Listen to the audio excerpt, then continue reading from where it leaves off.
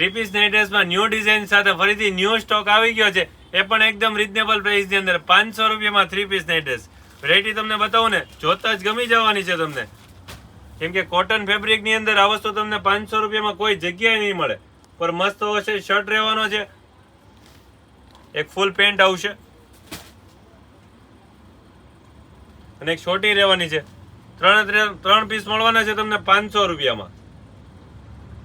Big size પણ આ વખતે એવી છે 3XL વાળાની. બાકી 3XL ની સાઇઝ આવતી નથી થ્રી પીસમાં.